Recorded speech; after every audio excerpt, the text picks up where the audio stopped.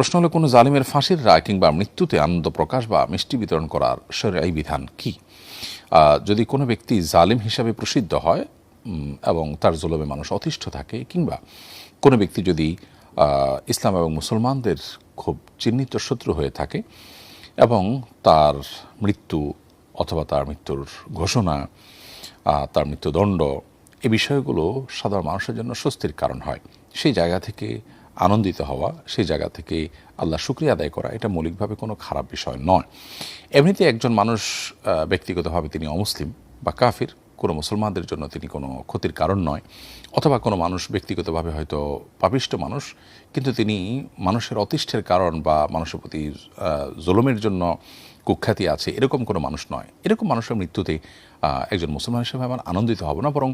আমাদের মধ্যে ব্যথা কাজ করবে যে লোকটা ঈমান নিয়ে যেতে পারলেন না, তওবা করে যেতে পারলেন না, তার জন্য এক ধরনের করুণা কাজ করবে। কিন্তু এর বিপরীতে যদি লোকটি হয় ইসলাম এবং মুসলমানদের বিরুদ্ধে নানাবিধ কর্মকাণ্ডে লিপ্ত, ষড়যন্ত্রে লিপ্ত, ইসলাম এবং মুসলমানদের অগ্রযাত্রাকে থামিয়ে দেওয়ার জন্য অমুসলিমদের সাথে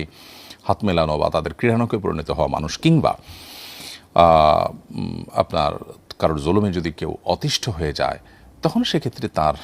কাছ থেকে যে নিষ্কৃতি মানুষ পাচ্ছে, সেই জায়গা থেকে শুকরিয়া আদায় করা এবং আল্লাহর কাছে